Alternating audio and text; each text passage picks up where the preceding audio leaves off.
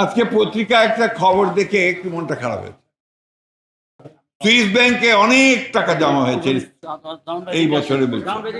কোন বছর আমি জানি না, এই টাকাগুলো কাদের কবে কিভাবে জমা হয়েছে, কিন্তু এই খবরটা পড়লেই, সংবাদটা দেখলেই প্রতিটি দেশপ্রেমিক মানুষের মনে হবে তাহলে কি কোনো পরিবর্তন হয়নি?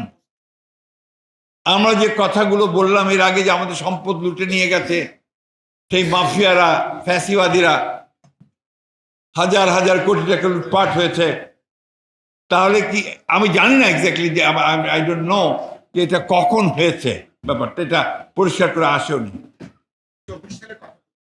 24 সালে যদি হয়ে থাকে তাহলে সঠিকভাবেই এটা এসছে, এবং আমরা এটাকে সেই ফ্যাসিস্ট আমলে হয়েছে।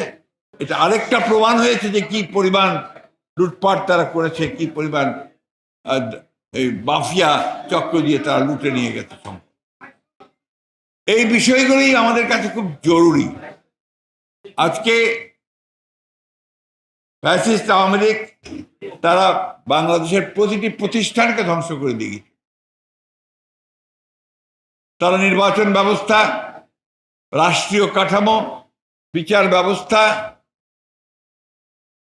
আমলাতন্ত্র এবং শিক্ষা ব্যবস্থা, স্বাস্থ্য ব্যবস্থা, সব কিছুকে তারা ধ্বংস করে দিয়ে গেছে। আজকে চেষ্টা করা হচ্ছে এগুলোকে আবার একটা জায়গায় নিয়ে আসার জন্য।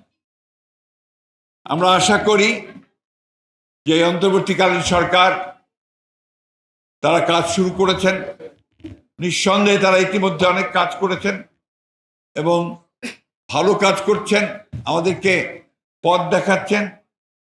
আমরা আশা করব যে আমরা সমস্ত রাজনৈতিক দলগুলো যারা ফ্যাসিবাদ বিরোধী, আমরা সবাই একজোট হয়ে একসাথে আমরা তাদেরকে সহযোগিতা করব এবং আমাদের যে লক্ষ্য, অর্থাৎ একটি সত্যিকার অর্থেই একটি গণতান্ত্রিক রাষ্ট্র ব্যবস্থা, একটি গণতান্ত্রিক রাষ্ট্র, সেই জায়গায় গিয়ে আমরা পৌঁছতে পারবো।